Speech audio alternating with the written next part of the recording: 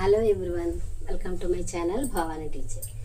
ఈరోజు నేను చూడండి ఎర్రబచ్చలి.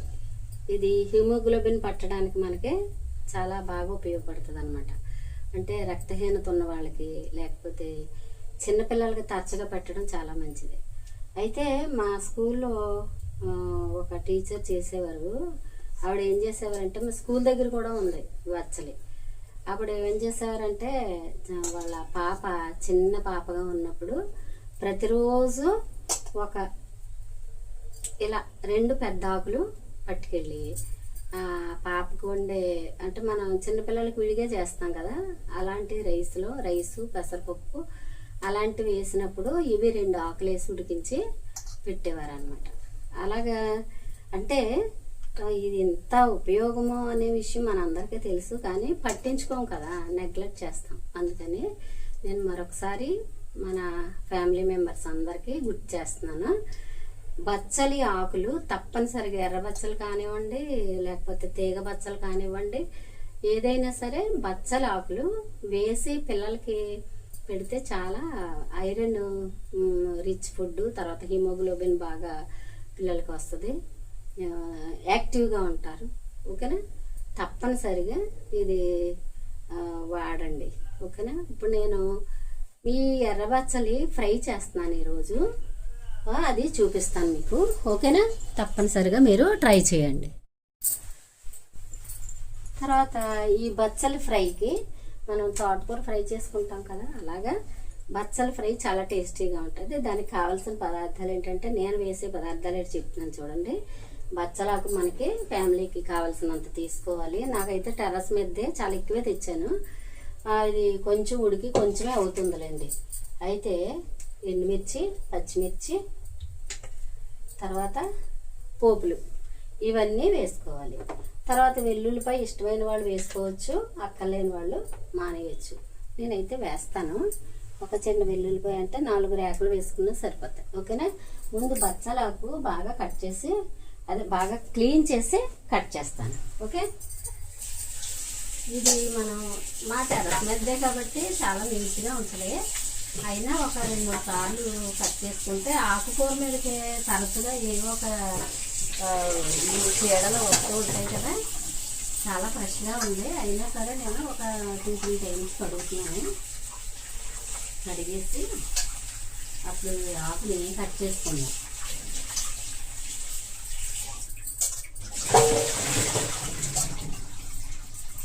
ఎంతో ఆరోగ్యం. ఎక్కడైనా మీకు ఆకుకూరలు వాళ్ళు అడిగినా తెస్తారు, లేదంటే ఎక్కడైనా చిన్న తీగ దొరికిందంటే మీరు ఇంట్లో వేసుకోండి, అది ఎప్పటికీ పోదు, అలాగే ఉంటుంది అన్నమాట. నేను దీన్ని కట్ చేస్తాను.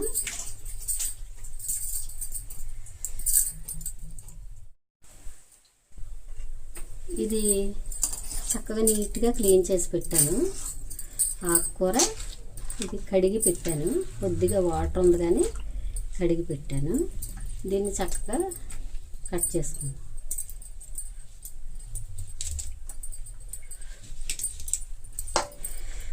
మనం డైలీ స్టవ్ గట్టు అన్నీ బాగా క్లీన్ చేసి నీట్గా పెట్టుకుంటాం కాబట్టి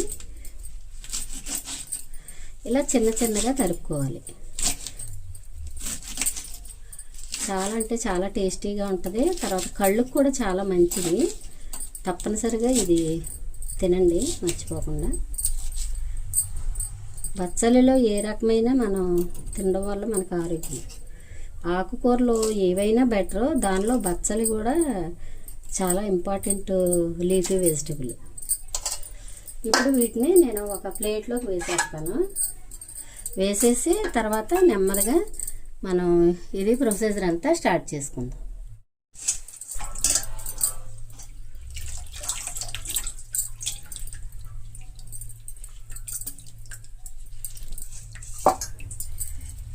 చూడండి, కొంచెం చిన్న సన్నగా ఉన్న కాడలతో సహా వేసుకోవచ్చు. అంటే మరి ముదురు కాడలు కాకుండా సన్నగా ఉన్న కాడలు ఇలాగ తరిగేసుకుని వేసుకోవచ్చు అన్నమాట. ఇది ఇలాంటివి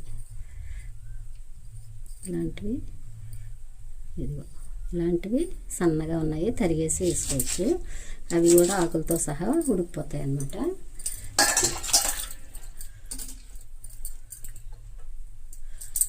ఇది చాలా ఆరోగ్యం అండి. తప్పనిసరిగా అంటే బ్లడ్ పడడం కోసం రకరకాలుగా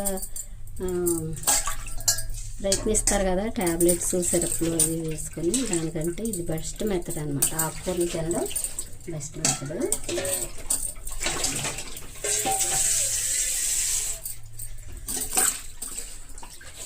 ఓకే, ఇప్పుడు మనం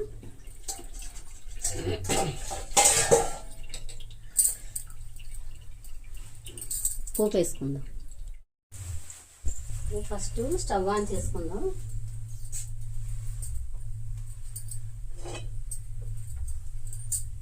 మనం ఆయిల్ కొంచెం వేసుకుంటే సరిపోద్ది. అంటే ఇది ఎంత తీసుకున్నా కొంచెమే కర్రీ అవుతుంది. కాబట్టి మనం ఏం చేయాలంటే ఆయిల్ ఒక 4 స్పూన్లు వేసాను. ఎందుకంటే మనం ఈ ఫ్రైలోకి ఇంకేమీ వేయం, ఓన్లీ పోపులు, పచ్చిమిర్చి, ఎండుమిర్చి, తర్వాత కరివేపాకు. అందుకని నేను కొద్దిగానే ఆయిల్ తీసుకున్నా. ఒక 4 స్పూన్ల ఆయిల్ తీసుకున్నాను. 4 టేబుల్ స్పూన్ల ఆయిల్. దానిలో మనం వెల్లుల్లి ఫస్ట్ చితకొట్టి వేద్దాం.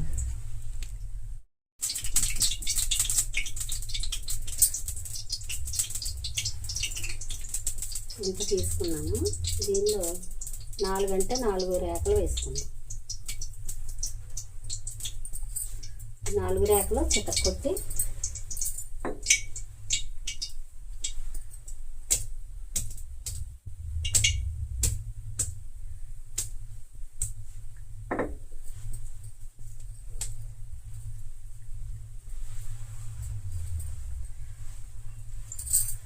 ఫస్ట్ పోపులు వేసేసుకుందాం. తర్వాత వెల్లుల్లి మాడిపోద్ది కదా మరి, అందుకని ఫస్ట్ ఆవాలు,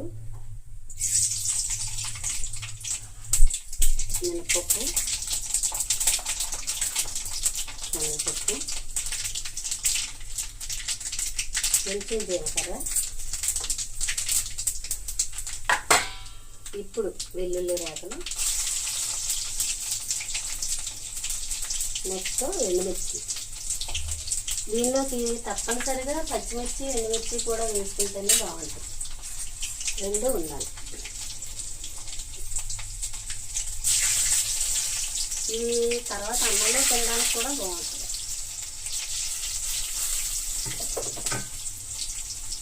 నెక్స్ట్ కరివేపాకు.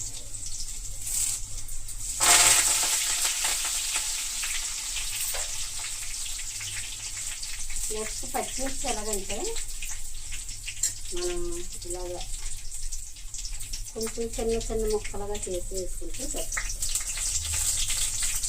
ఇప్పుడు ఇది ఉందంటే 2 ముక్కలు వేస్తాను. నేను ఒక 7 తీసుకున్నాను పచ్చిమిర్చి, 50 పచ్చిని. ఇలాగ ఆయిల్లోనే ఫ్రై చేసుకోవాలి.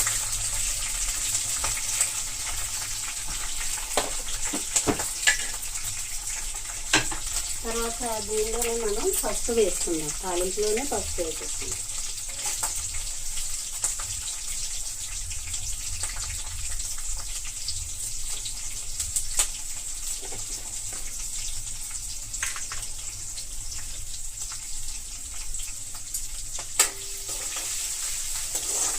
పోపు బాగా వేగిపోయింది. ఈ టైంలో మనం ఆకు వేసుకుందాం.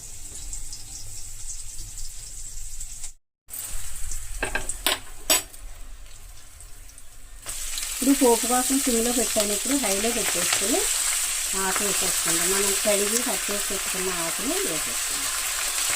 ఇది మొత్తం అంతా ఉడికిన తర్వాత కొద్దిగానే అవుతుందండి, చాలా తక్కువ అవుతుంది. ఆకుకూర ఏదైనా అంటే దానిలో అన్నిటిలో కంటే ఇది ఇంకా తక్కువ అవుతుంది. ఓకేనా? ఇప్పుడు మూత పెట్టేస్తున్నాం.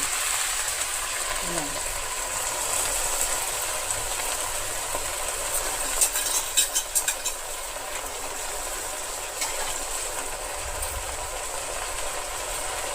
ఒక 2 మినిట్స్ మూత పెట్టుకుందాం.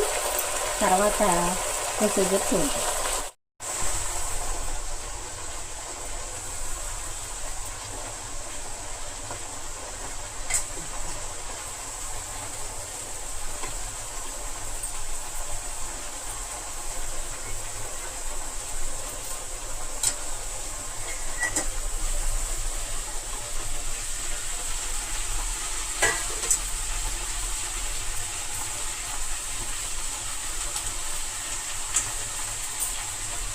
ఒక 3 minutes అయింది. ఇప్పుడు దీన్ని కలుపుకున్నాను.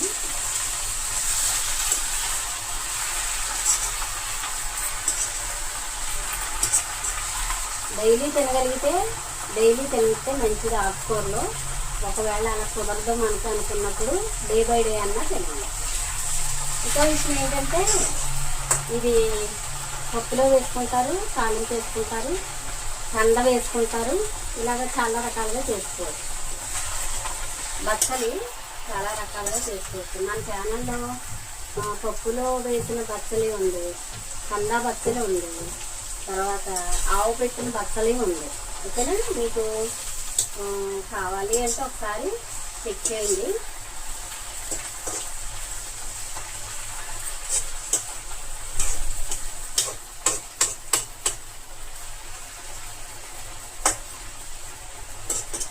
ఇప్పుడు మనం ఏం చేద్దామంటే దీనిలో వాటర్ పోయక్కర్లేదు. మనం ఏం చేద్దామంటే ఈ ఆకుకూరలు సరిపడా ఉప్పు వేసుకోవాలి. జనరల్గా ఆకుకూరలో ఉప్పు ఉంటుంది కాబట్టి కొంచెం తక్కువ వేసుకుంటేనే బెటర్.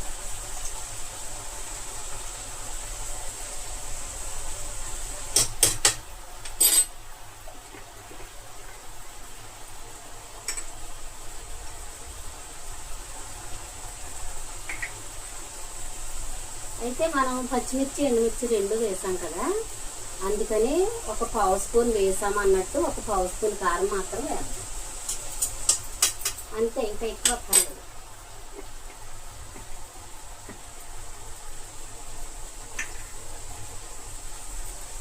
ఇప్పుడు మళ్ళీ మొత్తం కలిపేసుకొని మూత పెట్టేస్తాం. దీనిలో ఎట్టి పరిస్థితుల్లో వాటర్ వేయకూడదండి, మర్చిపోవద్దు. ఆకుకూరలోంటే వాటర్ బాగా వస్తుంది కాబట్టి ఇంకా వాటర్ వేయకూడదు.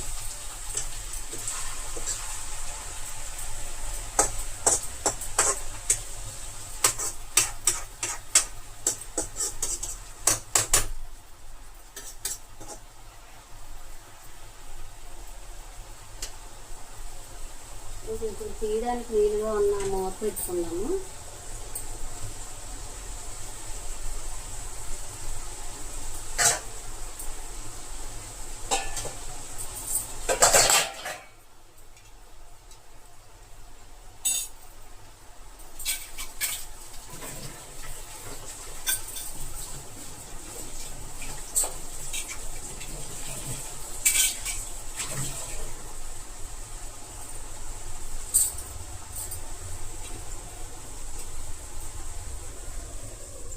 ఇలా పెట్టేద్దాం. ఇంకా అసలు మనం ఇది పూర్తిగా ఉడికిపోయేంత వరకు కూడా మనం దీన్ని పట్టించుకోవాల్సిన పని లేదు. హైలోనే ఉడికిస్తున్నాను చూడండి. ఇంకా ఇది బాగా దగ్గరగా అయిపోయింది, ఉడికిపోయింది అనుకున్నప్పుడు ఒక 2 minutes సిమ్ చేసుకుని తర్వాత స్టవ్ ఆపేసుకుందాం. ఓకేనా? చాలా simple, tasty and very healthy. మీరు కూడా ఇది ఒకసారి ట్రై చేసి, మీ ఇంట్లో లేకపోతే కనీసం ఆకుకూరల వాళ్ళని తెమ్మంటే తెస్తారు. మీ ఇంట్లో ట్రై చేసి బాగుంటే వీడియోకి ఒక లైక్ ఇవ్వండి, షేర్ చేయండి, సబ్స్క్రైబ్ చేసుకోండి. Thank you for watching. Okay, complete అయిన తర్వాత నేను చూపిస్తాను. మళ్ళీ ఒకసారి చూద్దాము ఎంతవరకు వచ్చిందో. 5 నిమిషాలు అయింది, 5 నిమిషాలు 6 నిమిషాలు అయింది. వాటర్ చూసారా ఎలా వచ్చిందో ఆకుల నుంచి. ఈ వాటర్ అంతా ఎగిరిపోతే మనకి, అంటే ఈ ఆకుల నుంచి వచ్చిన ఈ జ్యూస్ అంతా అది డ్రై అయిపోతే మనకి కర్రీ రెడీ అయిపోయినట్టు. చక్కగా మనం ఒకసారి చెక్ చేసుకొని తర్వాత మనం అన్ని రైస్లో కానీ, చపాతీలో కానీ, పుల్కాల్లో కానీ, దోశల్లో కూడా బాగుంటుందండి ఈ కర్రీ. చాలా టేస్టీగా ఉంటుంది. అంటే కొంచెం బాగా ఉడికేసరికి పచ్చళ్ళ తయారైపోద్ది అన్నమాట. మనం ఇలా మెత్తేసుకుని చక్కగా దోశల్లో కూడా తినచ్చు.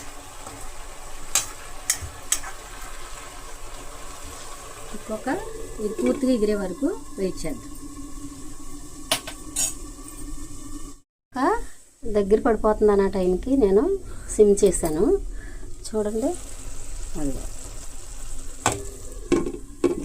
ఇంతవరకు అయిన తర్వాత మనం స్టవ్ ఆపేసుకోవచ్చు. ఓకేనా? ఈ రెసిపీ మీకు నచ్చితే లైక్ చేయండి, షేర్ చేయండి, సబ్స్క్రైబ్ చేసుకోండి. చూడండి, ఇది ఆవిరి ఇంకా ఉంది కదా, అది అలాగో 5 మినిట్స్ ఉంచితే ఇంకా చాలా బాగా మగ్గిపోద్ది. 5 మినిట్స్ తర్వాత మనం సర్వ్ చేసుకోవచ్చు.